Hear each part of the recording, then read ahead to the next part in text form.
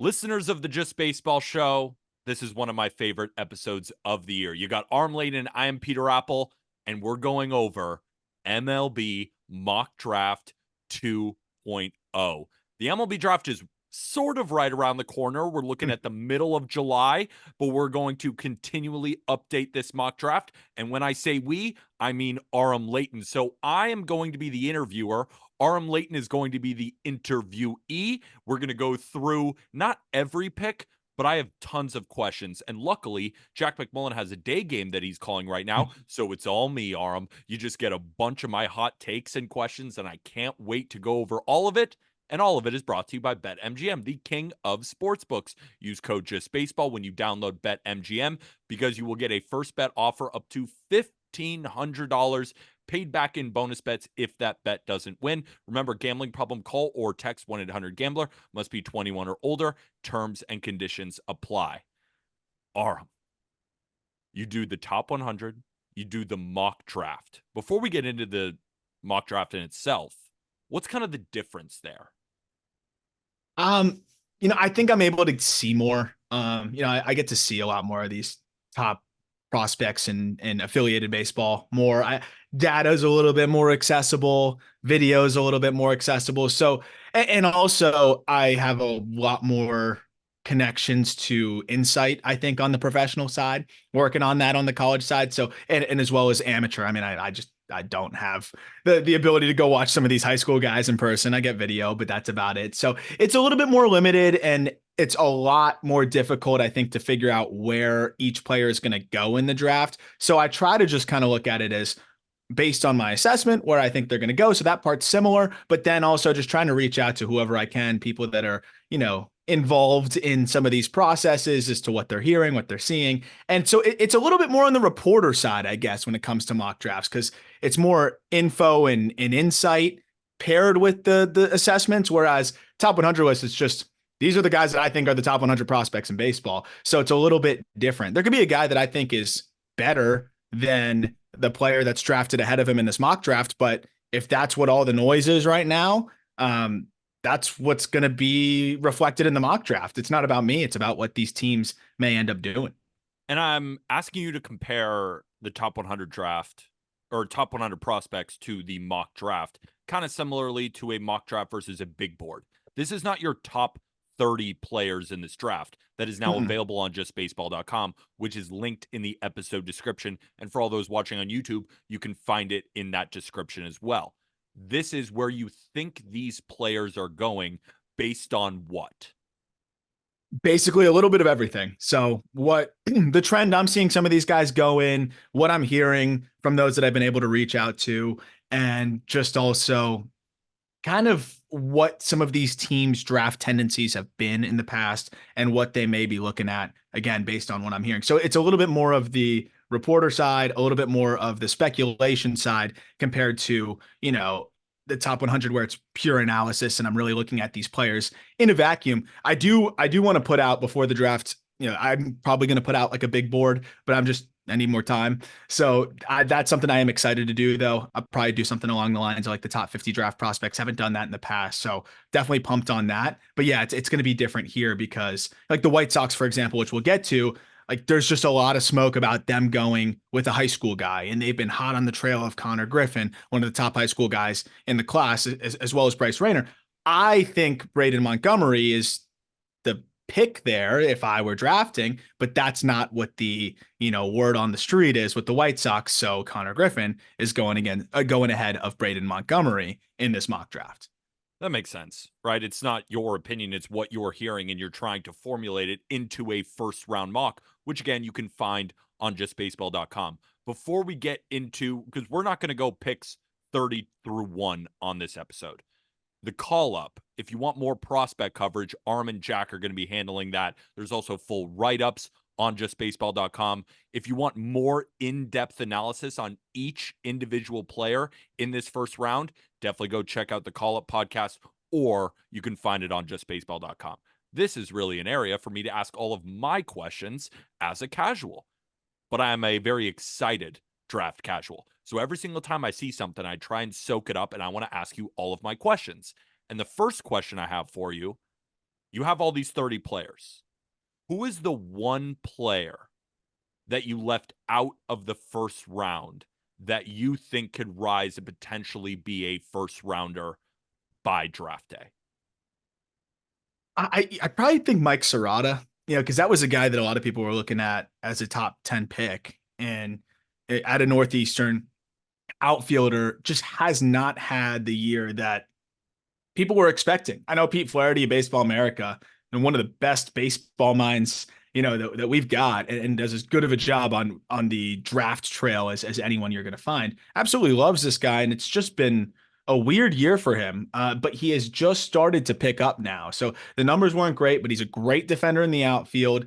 There's a good field to hit, good approach, but he just started so poorly. Now finishing strong. If he can kind of continue this through the rest of the year and maybe have a hot little finish into the postseason if they get to play into there, I think Serrata is a guy that could end up playing his way into the first round where he was expected to be all along. That makes sense. I also have another question. It's more of a just draft rules type of question. I've always wondered, why can't teams trade draft picks in Major League Baseball? Because in other sports you can, and I feel like could make sense that, the Guardians have the number 1 pick, right? Maybe if they're, winning the division, maybe they could trade the first pick for more assets. Why can't draft picks be traded in Major League Baseball? I think it's the bonus pool structure. So you can trade those compensation picks, and we'll see those moved a little bit. I think most recently it was a comp A pick that was part of the package for Corbin Burns going over the other way to Milwaukee, and they love to get creative with the draft and love to underslot guys in the first round, overslot in the later rounds, and accumulate talent. And that allows them to do that. But I think with just all of the unique aspects that come with having the bonus pool structure, I think if you're able to make trades of picks, it would really complicate it and make things a little bit crazy. That said, I would love to see draft picks being able to be traded. Like, even if it's just the first 3 rounds, I think it would be really cool. I don't know if they'll ever go in that direction. At least you are able to move the compensation picks. But I think it would be tied into the bonus pool structure and the complications that would come with that. And in most drafts, the NFL and the NBA, the worst team gets the number 1 overall pick, or most likely, right? Maybe there's a draft lottery, but those teams have a much higher percent chance of getting the number 1 overall pick. The Guardians have the number 1 overall pick in this draft. How? How did they, when they've had a good team? I know it wasn't great last year, but they weren't the A's, right? And the A's don't have the number 1 pick. They don't have the number 2 pick either. So can you explain how the draft order comes to be in Major League Baseball? Yeah, so now, to kind of the anti-tanking move is to, have this lottery structure. And I like it. I think Reds fans probably hated it after the first year just getting, hosed the way that they did, but, got rewarded on the back end here and ended up getting, the second pick. The Guardians had a 2% chance at earning the number 1 pick. So they beat out 8 teams who had better odds than them to get that number 1 pick. I think it's reminiscent. The Cavaliers had that crazy run where they had the first pick like 3 out of however many years in the NBA. And I know one of the years that they had a really far outside shot.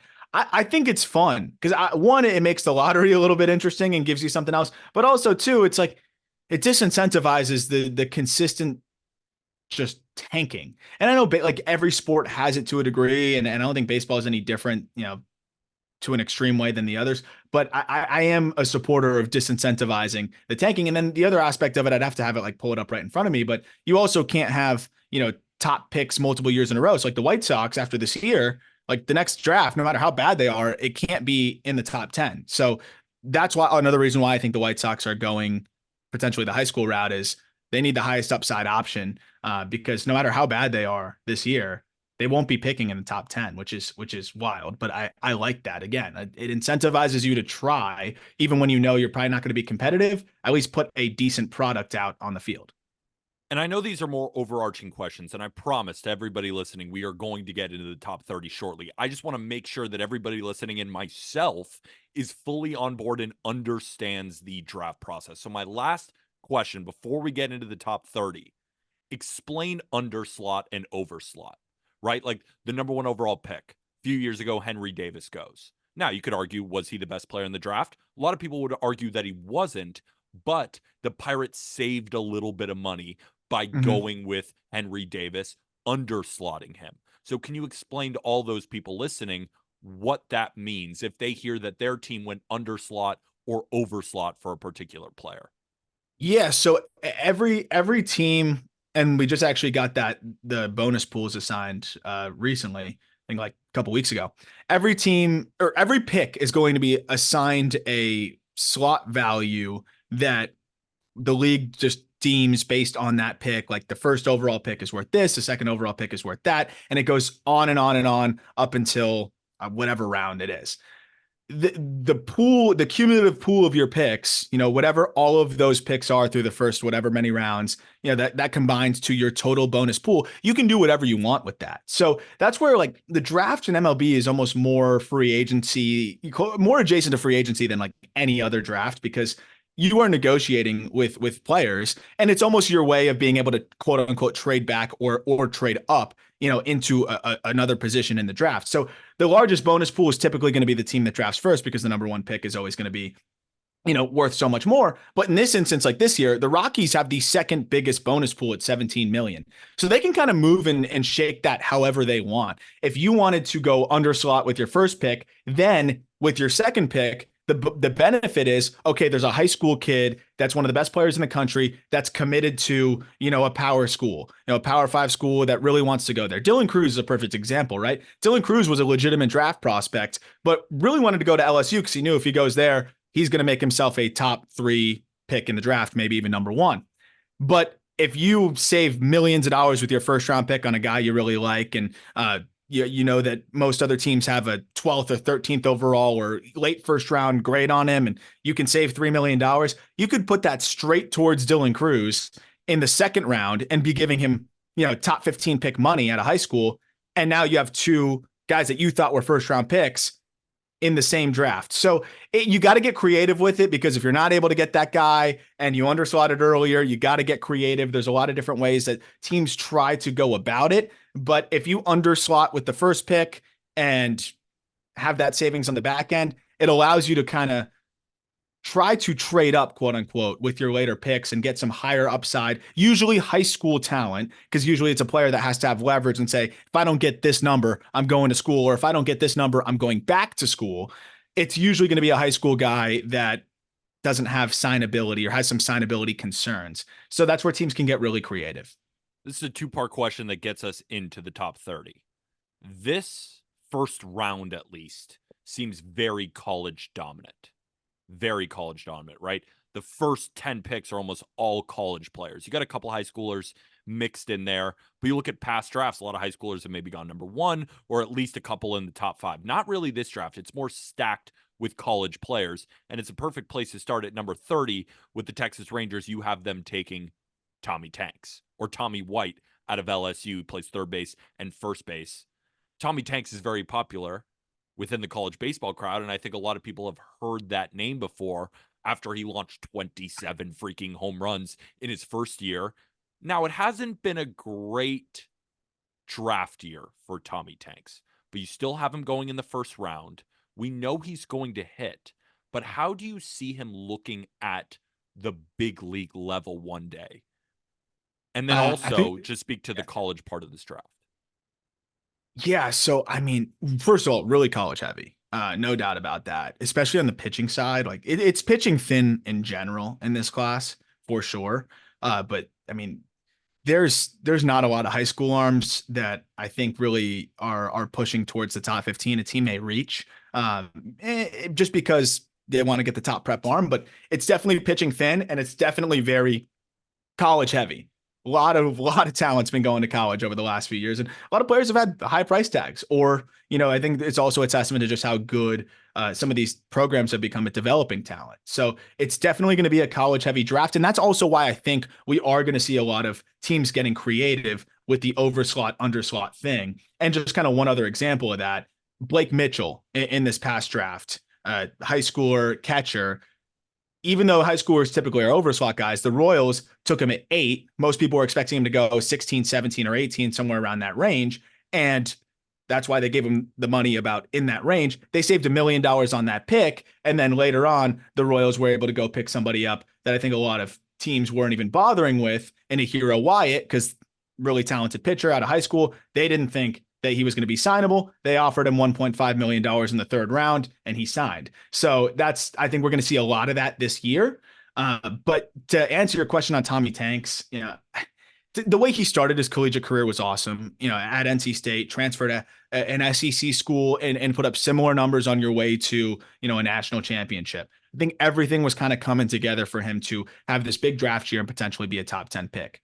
I've always had concerns about the approach. I've always had some concerns about the moving parts to his swing. I think that it's really loud, and I think it's something that can get disrupted a lot more against better pitching. And I even think at the collegiate level now, we've kind of seen that even these college pitchers are starting to figure out how to execute a scouting report and how to kind of get him tied up and throw his timing off.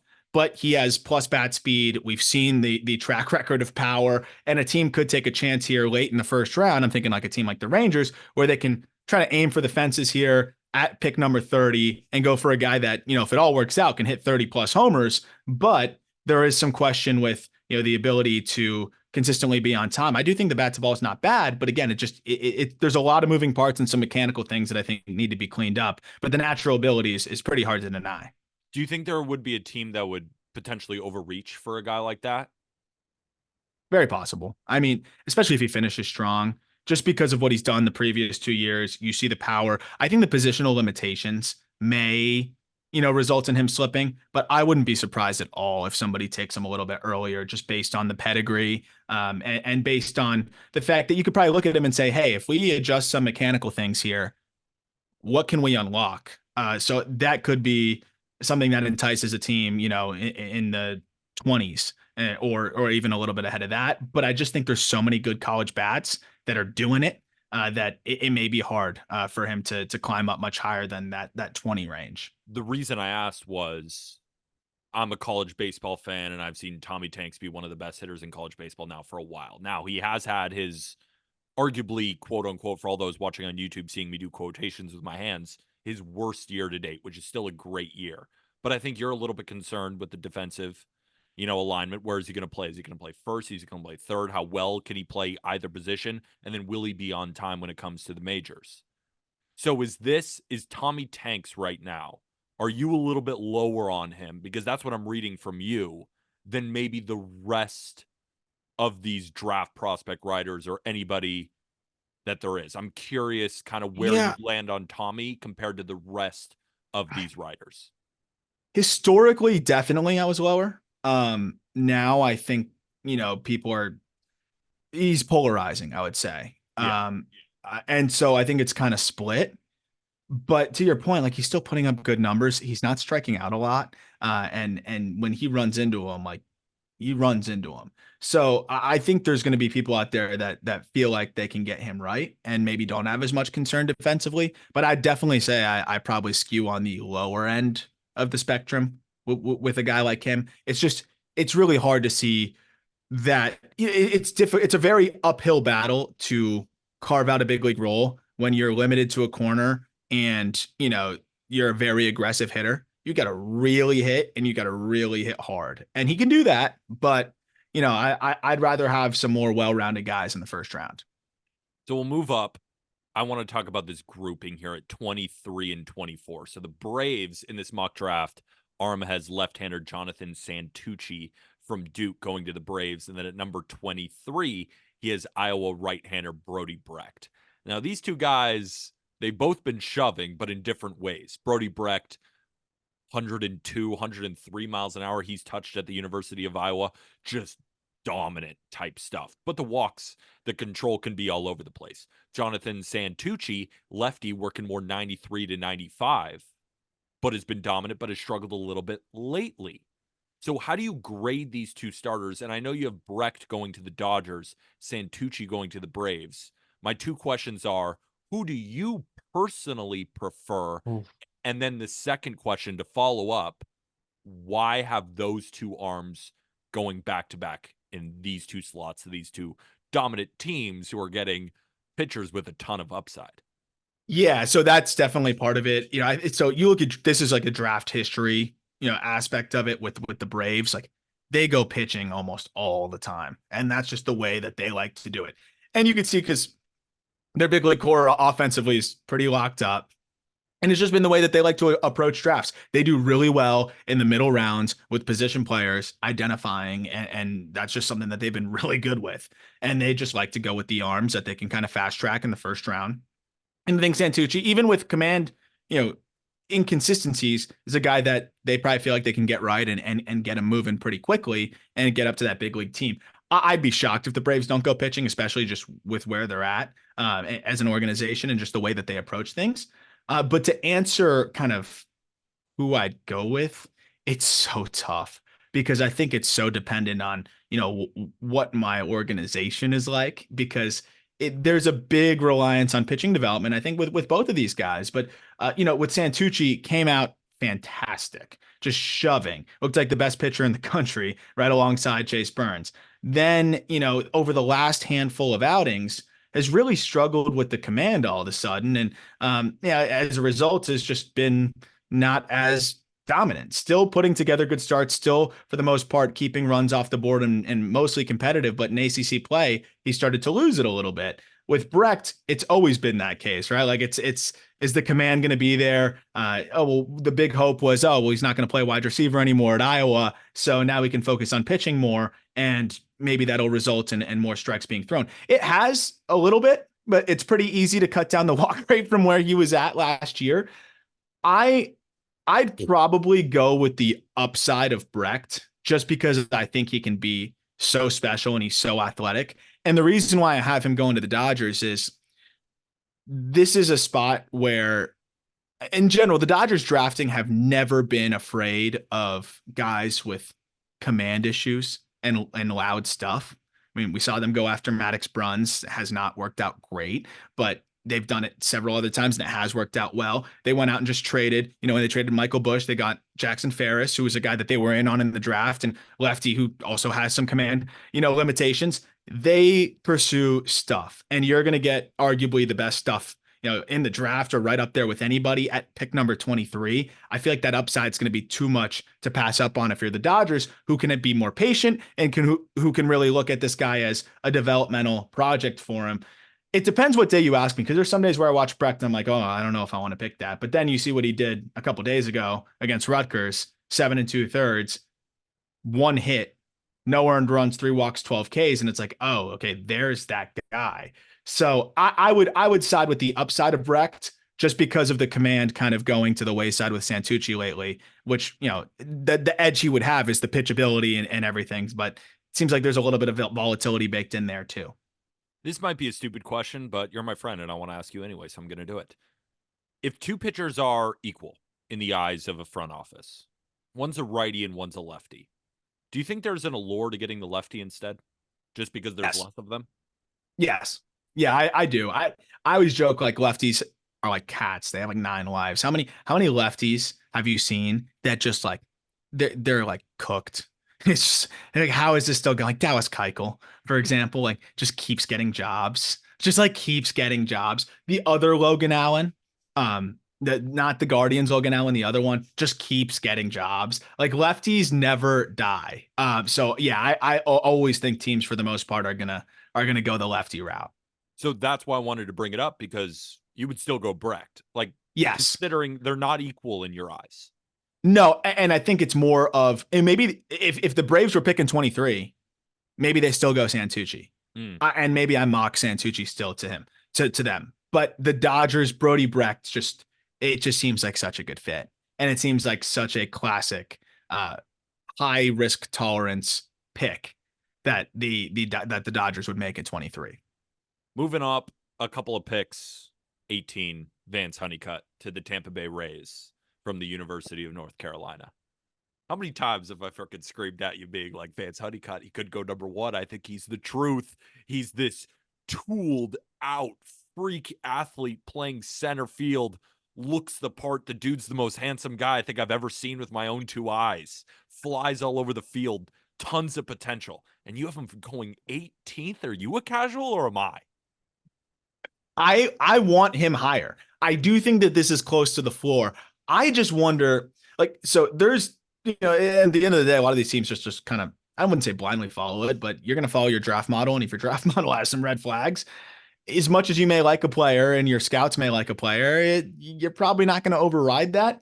Honeycutt's going to be in short company of players who have struck out as much as he has, and still potentially gone in the first round. And then if you look at the players who have struck out as much as he has and whiffed as much as he has, and gone on to have success professionally, it's even shorter of a list. The flip side of that is how many of those guys were elite center fielders with plus speed and plus raw power? The answer is very few, if any. So that's where the juggle comes in.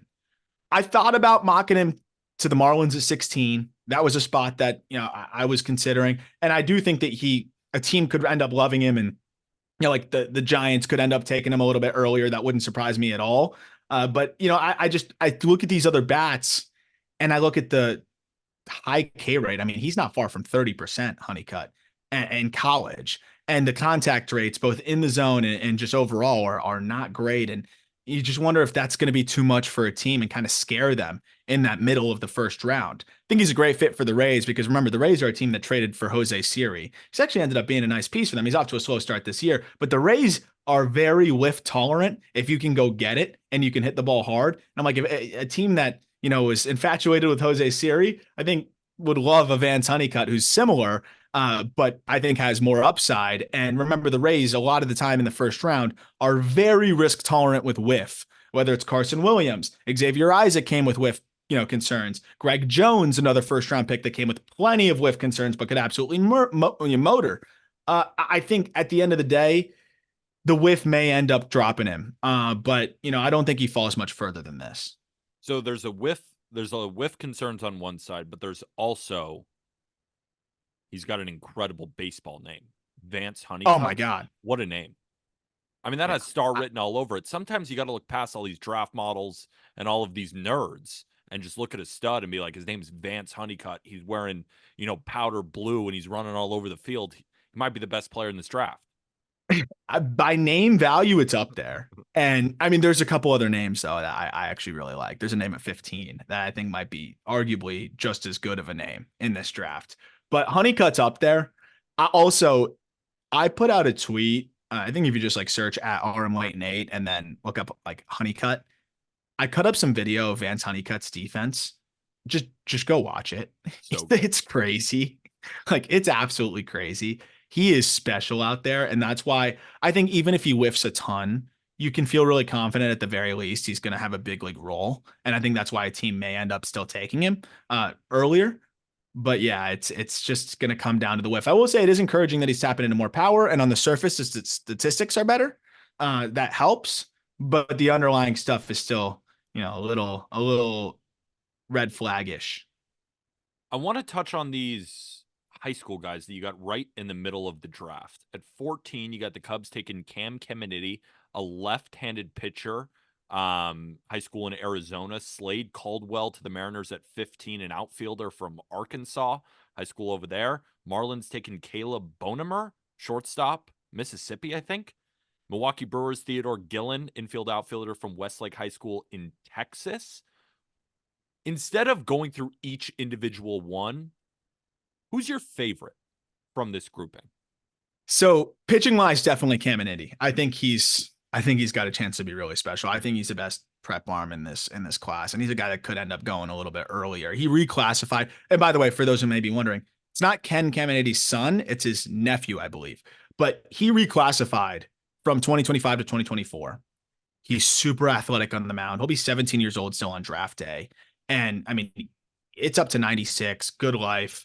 It's kind of this funky crossbody delivery that I think can make it really tough for hitters. And he just seems to be getting better and better and better every time you check in. So on the pitching side, and just in general, I think he'd be one of the two favorites. But my favorite hitter's got to probably be Slade Caldwell. And a lot of people are going to talk about, oh, well, not a lot of 5'6", 5'7" players have had success at the major league level besides Jose Altuve, blah, blah, blah. I'm hearing the same thing with Jet Williams right now.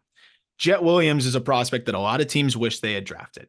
And I think that's going to encourage some teams to take a Slade Caldwell, who is cut from the same cloth and maybe even freakier and maybe even more, I think, valuable from a defensive perspective.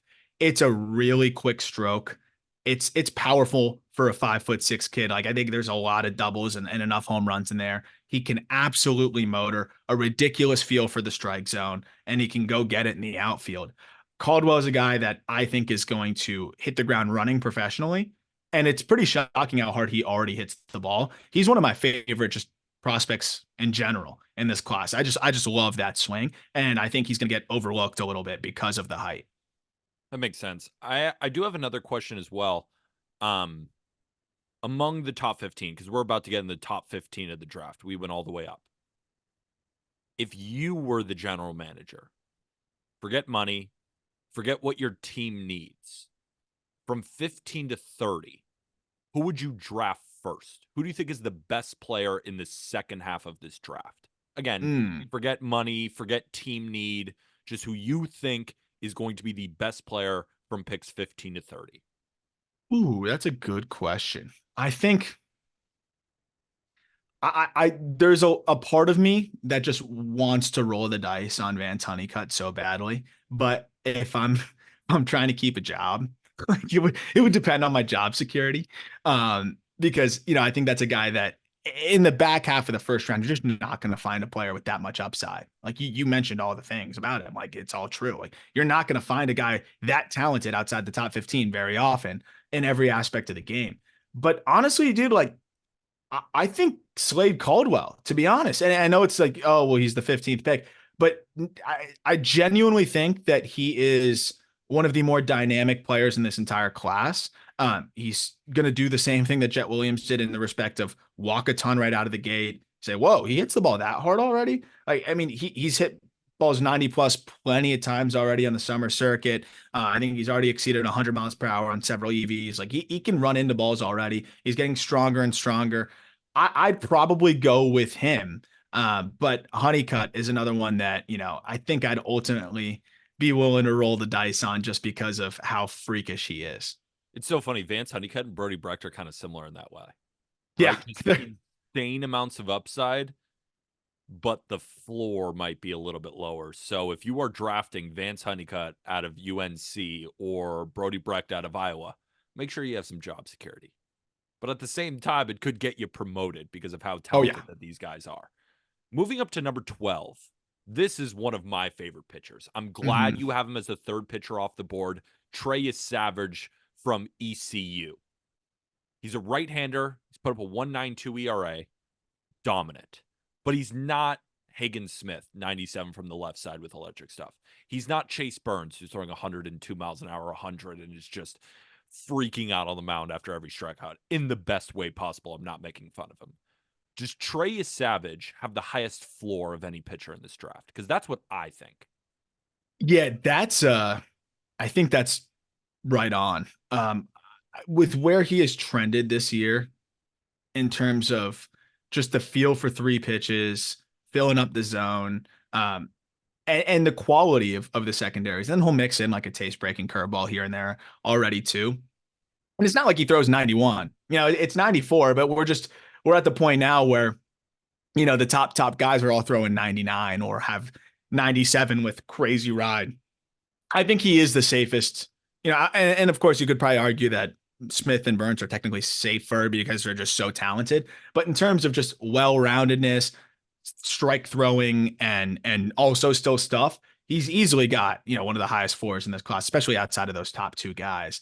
And like he can still run it up, and I think the thing that we've seen this year is, I mean, he will rack up the strikeouts kind of paired with the stuff and pitchability. Last three outings, he's gone 11 punchies, 12 punchies, 15. And what I like is even when he doesn't have his best stuff, that's where you really see the pitchability shine through. Where sometimes when Burns didn't have his best stuff and some of these outings recently, it's just like, okay, can I just go back to the fastball and try to overpower guys? Like there's been outings where the splitter's not there for him as much, and he ends up going to the slider more or locating the fastball better. So he just looks like a complete pitcher already. 6'4", 230 pounds. And to throw strikes the way that he has, there's upside, plenty of it. But I think that the floor, as you mentioned, is as high as anyone's.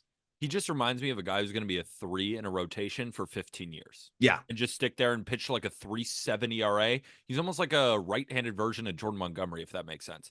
No, Not for in sure. terms of stuff and profile, just like one of those type of pitchers where you look up in 10 years, like, oh yeah, Trey Savage is still pitching for our team. He made a couple of All-Star games and he throws like 170 to 200 innings every year and does pretty damn well. Like that's how I envision his future.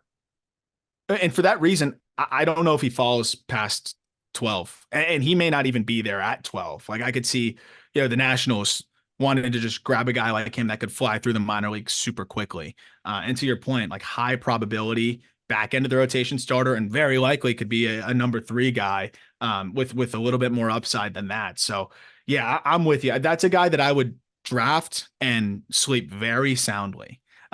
Besides the extenuating factors that you can't control, but just from a pitching perspective, I could draft Yesevich and feel really good about it. And beyond that, East Carolina's turned into a nice little talent factory as well, both from a pitching perspective and just a general baseball perspective. So, I'd feel really good taking him. We have plenty more to get to, including the top 10. But before we do, we're going to take a quick break. But before that quick break, I want to tell you about Outlier, because Outlier is a sports betting decision assistant for aspiring intermediate and advanced sports bettors who understand that data is the foundation of a profitable sports betting strategy. I love it because it pairs hyper contextual and relevant sports data with available betting markets. And unlike traditional sports data sites like ESPN, Baseball Reference, whatever, Outlier organizes and visualizes data for easy comprehension, efficient decision making, and immediate execution. That's why I use it every single day when I'm formulating my picks or when I'm gathering data to display on the Just Baseball show. Make sure to check out their first of its kind strike zone heat maps, which are fantastic, and pitch arsenal roundups that allow you to quickly visualize pitcher and batter matchups all in one screen. Available on iOS, desktop, and mobile browsers. Get your 7-day free trial at outlier.bet/justbaseball. You can find that 7-day free trial in our link tree below. We've been talking about it a ton because I use it a ton. So if you don't like it, try the 7-day free trial. If you don't like it, just cancel. My guess is you won't, because it's freaking awesome. My first problem with your mock. You know what it is. Why the hell is Hagen Smith at 10? I mean, what are we talking about, Arm? What are we talking about? Hagen Smith should arguably be going in the top 5. He's a lefty out of Arkansas. He was never a high velocity guy, but he learned how to pitch. And then now he's throwing freaking 97, 99. He's touching triple digits because he is disgusting, Aram. And he's a lefty who we just talked about how teams are more privy to get a lefty versus a righty if all things are created equal. And now we're going to go higher into the top 10. We're going to talk about Chase Burns in a little bit. But what kind of crack are you smoking that Hagen Smith has fallen all the way to 10? Well, the New York City crack's pretty good. But no, look, I think this is the floor for sure. And I had a headache, dude, trying to sort this all out, and we'll Why do go you hate through the him? rest. Why do you hate him? I think he's garbage, to be honest. Now, but so the command also the last few outings has started to wane. That's just something to monitor. My one thing with him, and also I was just kind of looking at other team needs in terms of like, I guess no one really drafts on need. I should say the way that teams kind of approach their selections. And the way I could see it shaking out, and I could just see a world where someone always slips a little bit. I could see it being Hagen Smith in this scenario, and I'll kind of lay it out when we get to some of those picks ahead. I think Smith has a really good chance at the very least of being a disgusting high leverage arm. Like if everything goes poorly, you could fast track him in a bullpen, and that fastball slider is going to play right away. You mentioned the velocity, like he is throwing fuzz, and he hasn't really seen it dip at all. Through the course of this season. If anything, he's throwing as hard as ever. In that last outing a few days ago against South Carolina, threw 102 pitches, second most in the season, and he averaged 96 on the fastball. So to your point, he could easily climb up. My concern is, where's the third pitch? And maybe it'll be there. Maybe he can find it. Maybe he doesn't entirely need it that much because of how dominant he is with the fastball and slider. But it is something that, I'm just interested to monitor. He's dominated everybody. Righties have gotten dominated slightly less so far this year. But that's just the one thing. Maybe a team, is a bit concerned about the lack of third pitch and, the command trend a bit and would rather just go with a bat in those earlier picks. And the other thing is, like, I look at the Pirates at 9. I think they're almost surely going with a bat.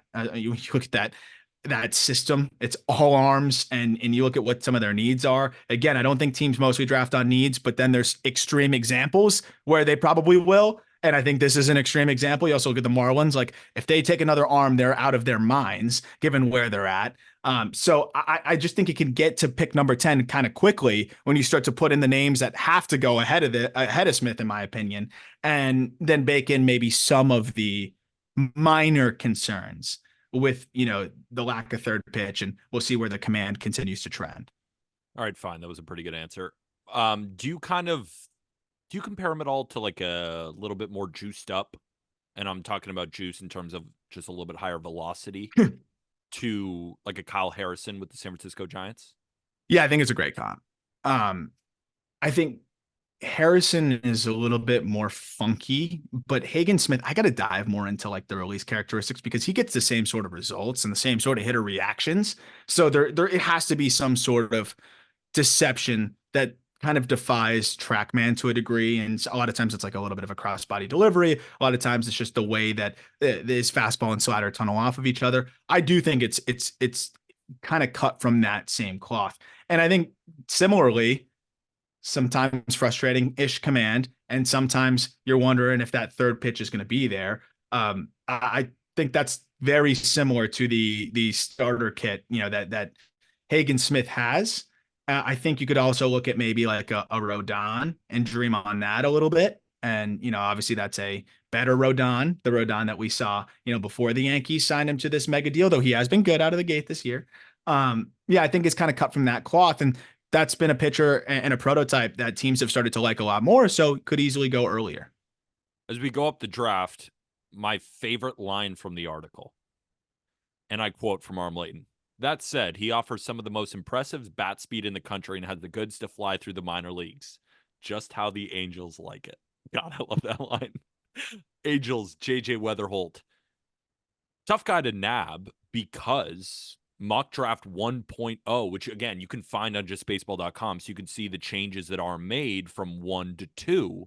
He was the number 1 overall player in the draft. Yeah. We weren't sure. Is he going to play second? Is he going to play short? Playing short would definitely help his draft position, but it's the multiple hamstring injuries.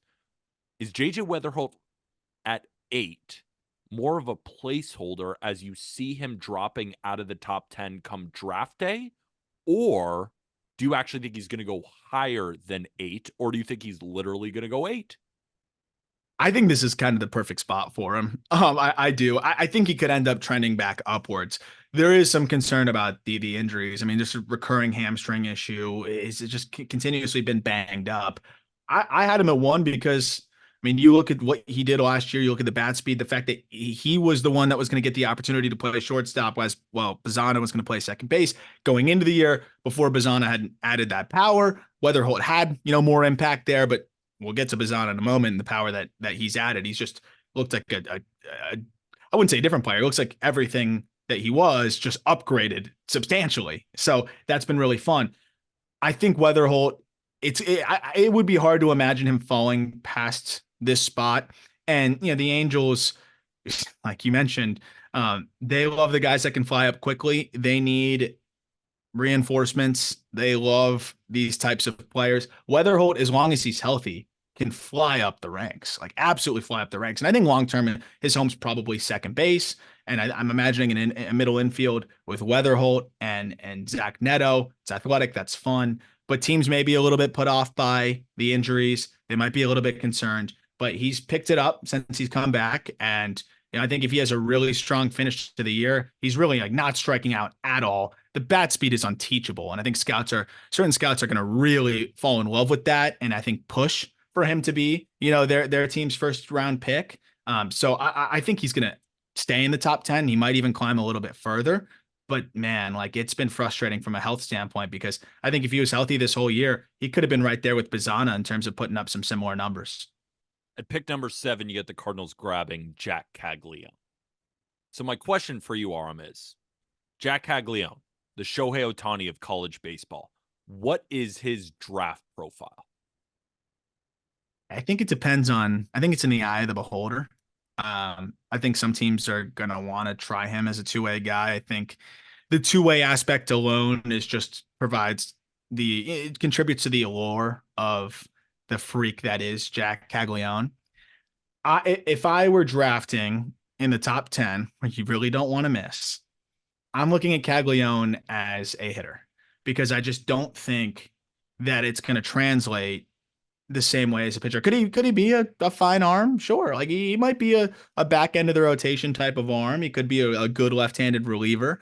I don't know if I see a number two starter. I don't think that's in there. His command is below average. Fastball's good. The characteristics are fine. He has a good changeup, and then the sliders, eh. So I don't know if he compares to what he is as a hitter on the mound, and you want to take away from him, as a hitter by trying to learn on the mound. Like Bryce Eldridge with the Giants, I think he's a really solid pitching prospect as well. But he looks so good at the plate, similar profile to Caglione, huge guy, even taller actually, but was so good at the plate. They're like, let's just focus on this and fast track you. I think with Caglione, a lot of teams are going to be saying, okay, well, if he's not pitching and we're drafting him because he's a two-way guy and he's not pitching by year two, we bought high on a stock there that we probably shouldn't have. That said, the bat is so good in terms of the power. You tweeted at me and you're like, Arm, is this 80 grade power? Yeah, it's 80 raw, no doubt about it. And the things that he has done to cut down on the whiff and the chase is still pretty substantial, but he's cut down on it marginally. But to not be striking out and to be putting up the numbers that he's putting up and homering in seemingly every single game, there's teams that probably may want to take him in the top 5. And this is probably as low as he goes. I just don't see him as the two-way guy. I don't know how every single team sees him. I know some see him as just that hitter. And I think for that reason, he could end up dropping a little bit because like a Nick Kurtz, if they're both playing first base, I'm taking Nick Kurtz. So yeah, you could say, oh, Caglione, but he pitches too. Well, if he's not pitching in year 2, I might be wishing I took Nick Kurtz. Kind of makes sense.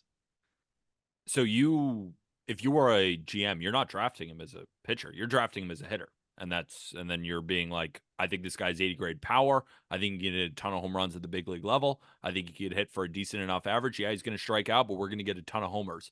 That's who Jack Caglione is. While we're watching him at Florida pitch on Sundays or on Saturdays or whatever day of the week that he's pitching, it's great for college, but we're not going to be expecting it in Major League Baseball. That's how I would go about it.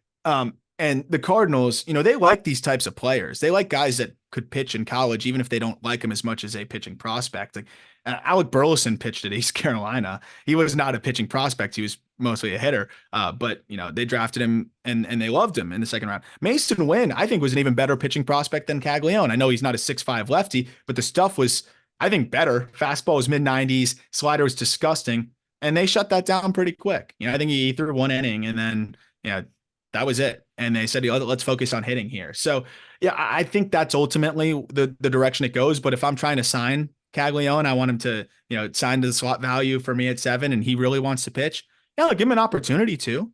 I look at what we just saw recently with the Giants again, and their first rounder, and giving him a little bit of a chance, but then Tommy John, and ultimately, they decide with Reggie Crawford to, just have him focus on just the pitching instead of hitting because he has so many innings to make up for and a lot of power at the plate. I think for kind of similar to Caglione, I saw Crawford at the Arizona Fall League, massive power, ton of swing and miss, missed a lot of innings because of Tommy John. And they said, let's focus on one thing here. It's a little different with Caglione, but I think with the potential, he is 45, with the power, he could probably hit 50 home runs. Like if he can be that, why am I going to try to shoehorn him into being a back end of the rotation starter when I can just really develop him as, a 40 home run bat? At number 5, you have the White Sox taking Connor Griffin. So an easy question for you. Why is Connor Griffin the best high school player in this upcoming draft? I think upside.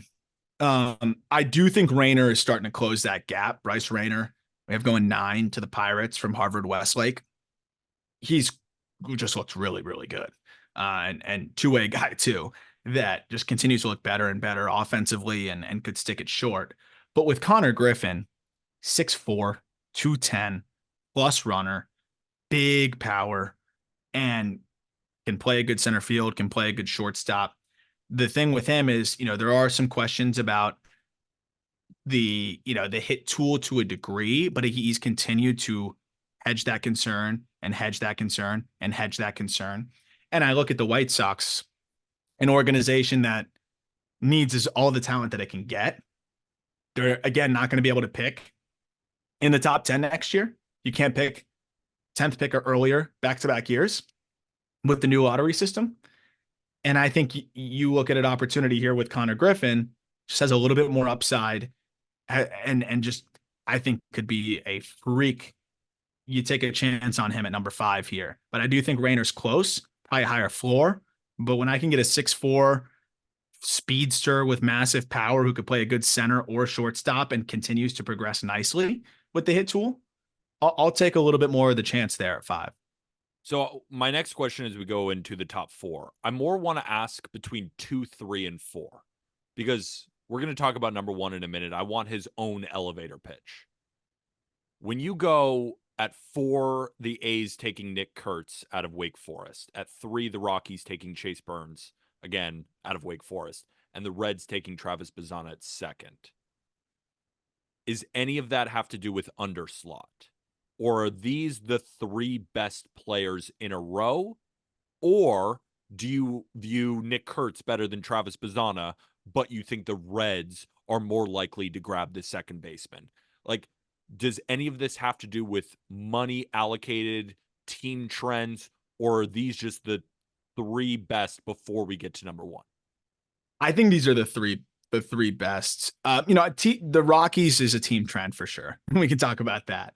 But when it comes to like Kurtz, Bazzana, and Condon, like I think these are the 3 best guys. And I think that there's going to be a long conversation about number 1. And it's a little bit now when I get to number 1 and we're splitting the hairs as precisely as possible. I'll make my elevator pitch on why Condon, I think, fits the organization a bit more. And they have a lot of middle infielders that make a lot of contact, even though Bazzana's power is really ticked up. I think it's a little bit of need with the number 1 pick, but at the end of the day, I also think that a lot of people out there look at him as the best player in the draft. And then I do think that Bazzana has an edge over Kurtz. Kurtz continues to trend upwards now that he's gotten healthy. That shoulder was bothering him for a while. And now, ever since getting healthy, is looking amazing, but he is limited to first base. The thing that really is going for him is you have a potential for plus hit and plus power, which is scary, very, very scary. And he's a good defensive first baseman. And I think there's been some smoke that the Guardians could even go underslot at number 1 and take Kurtz. I don't know if that's really makes a ton of sense, but there's always going to be smoke screens on that kind of stuff. I just think Bazzana's a level above because you have similar offensive ability, not quite as much power, a little bit better field to hit, plus speed, and a lot of other things going for him as well, while being able to play second or center field if you ultimately want to move him there. So why should Charlie Condon? Why should Charlie Condon go number 1 overall in this year's draft to the Guardians? I think it's a little bit of everything. First of all, the Guardians have a trillion middle infielders and so many contact-oriented, smaller framed middle infielders. They're an organization that has made a concerted effort to lean into more power, whether it's going to trade for Kyle Manzardo, taking Davison De Los Santos in the Rule 5 draft, who they ended up returning, but that's a chance that they usually would have never taken. When we had Stephen Kwan on the show, talking about how the organization philosophy has been leaning into power a little bit more, but it's not like you're compromising it. It's not like you're going for a big whiff guy. So I feel like Condon just fits like a glove because you don't have to compromise where you came from if you're the Guardians, who still are going to lean towards those hit tool guys. But when you look at a lot of the ways that draft models are going to process Charlie Condon, he's going to be up there with just about anybody. The contact rates have been better than Dylan Cruz. The exit velocities have been as good as anybody in the country. The production from a statistical standpoint has been comical, and he's doing it in the SEC. There's a question about where he's going to play defensively long-term. He's 6'6", but I've look through the video, he's looked passable at third base. They've thrown him in center, which is a little ridiculous. But the fact that they're able to even throw him in center and it's not a disaster, I think is a testament to the fact that he could probably play right at a decent level. I'm not worried about him being a first base only guy. I think you could stick him in a corner of the outfield or potentially third base even, and he could be passable there. So when you have that factored into the fact that, like, if Bazana was a shortstop, it's another conversation. But it's not like Bazana is some sort of valuable defensive asset either. There's a lot of really good bats with limited defensive value. So why not take the best bat who's not, for sure limited to first base? I think Condon's clearly the best bat from a power perspective. Now the bat to ball is insane. And going into this year, I texted Pete Flaherty from Baseball America and I said, I'm looking through all the video. What does Charlie Condon have to do to be the 1-1 pick? Because I think this bat is as insane as I've seen. And he said he's going to have to really, really hit. He's really, really hit. And I think that's an understatement. I have a question about, and now we've gone through the entire draft. Where would Charlie Condon rank in last year's draft? Because last year had Paul Skeens and Dylan Cruz and Wyatt Langford and Walker Jenkins and Max Clark. If that draft happened and Charlie Condon's profile came in now, if that makes sense. If Charlie Condon was in last year's draft with this year's profile, where do you think he would go? Without, trying to remove any hindsight, with guys like Clark, and just the way Langford's performed, I still think Langford would probably have the leg up just because of the athleticism and just kind of some of the things that he brings to the table. But at the same time, it's not like he's the most valuable defensive piece in the world. I think Cruz's pedigree probably would have given him a little bit of an edge. Remember, Condon's a guy that redshirted, had a really good year last year, and now has done it again this year. I do think that there's a little bit of an edge from the batted ball data perspective and the way that models would probably grade out a Condon. But then when you see that Cruz can play center field and do the things that he's doing, like I think Condon would probably check in at 3/4 because you'd have Skeens in there too. But among the position players, I think it would be Cruz and Langford and then Condon right there. But again, that's a little bit more because of the track record of Cruz and then, the things that Langford was able to do on the field last year. But I think there's a lot of similarities to Condon and Langford, to be honest. He just doesn't have quite as much of the speed and athleticism. But I would say that there's a little bit better bat to ball than Langford, which says a lot. Well, I had an absolute blast. This was awesome. Thank you for answering all of my questions. I know I had a ton for them. You just sat there and gave the best answers that you possibly could and all of the answers that I was looking for. So make sure if you want to go check out this mock draft in more detail, go check out the Call Up podcast hosted by Arm, and then Jack will be helping as well. And then also you can read about it on justbaseball.com. For people like me fiending for mock drafts, like Mock Draft 2.0 is out, I'm already looking for Mock Draft 3.0. When do you think that is going to come out? And if you don't have an answer yet, please create an answer because I need Mock Draft 3.0 now. I think pretty soon. I'm going to try to do these more frequently as we get closer and closer. I'd probably say a month from now. Just as there's a little bit more movement and changes and trends, and we have more to work with. And it's so fluid, and that's the fun part about it. Is like there's so much that's going to change from month to month, but the closer we get, a little bit more solid it becomes. So I'd probably say a month from now. So you could probably expect it right around the same time in May. And I'm excited to see kind of how it shakes up. We'll definitely go check it out on justbaseball.com or the Call Up. And for all of those listeners who are wanting updates on Blake Snell hitting the IL, Brian Bayo hitting the IL, and Lane Thomas also hitting the IL, we will talk about it on Friday's episode. We wanted to make this episode fully on the mock draft, and then Friday we'll go over all baseball news, games of the weekend, hottest hitters, injuries, all of that on Friday's episode with the three of us. Arm, before we say goodbye to the folks, any last words on the mock? Anything that you just needed to say that you couldn't get out in this last hour? Well, I appreciate all of your questions and just teeing me up, just like the top 100. It's always fun when I have someone steering the ship as well as you do. But I would say a couple names to watch maybe that could just fly up. Carter Johnson's one of my favorite swings in the draft, high school kid. We had him 25 to the Padres from Oxford, Mississippi. And then Will Schmidt. He's a right-hander. I think easily the best right-handed prepster in the class. That's a guy that I could see flying up the ranks as well. Have him 21 to the Twins right now, but if he continues to show out, I think the Louisiana product could climb up into that top 15 range and make things interesting. Awesome. So if you enjoyed this episode, please rate and review on Spotify and Apple Podcasts 5 stars, which would be awesome. And if you would be so kind to leave a written review. Also, for all those watching on YouTube, let us know what you thought of Mock Draft 2.0 and hit that big red subscribe button. You know it's free. Come on, just do it. It's free. Go check out our partners, whether that be Outlier, Game Time, or BetMGM. All of the codes are in the episode description. Like I said, we will be back tomorrow, back on Major League schedule. But if you're still just searching for more mock draft stuff like me, Arm and Jack handle it on the call up. And again, you can read about it on justbaseball.com. For Arm Layton, I am Peter Apple. We'll see you back on Friday. And with that, thank you, everybody.